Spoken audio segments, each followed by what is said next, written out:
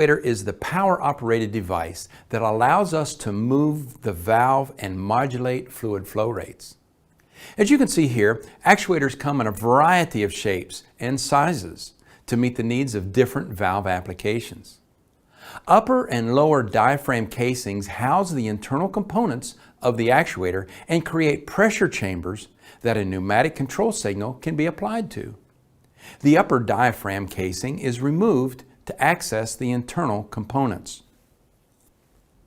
The diaphragm is a flexible, pressure-responsive element that the pneumatic control signal is applied to. The diaphragm plate is a rigid plate that the diaphragm pushes against as pressure is increased. The actuator stem is connected directly to the diaphragm plate. A coupling block is typically used to couple the actuator stem and the valve stem. The final component in this actuator is the spring, which provides an opposing force to the diaphragm and will also provide an inherent fail mode.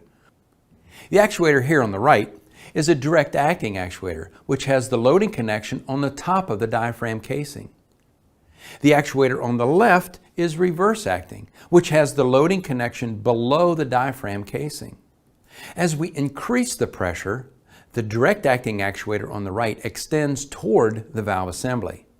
The reverse acting actuator on the left retracts away from the valve assembly. Now, if the pressure is decreased or lost, the spring will move the actuator stem in the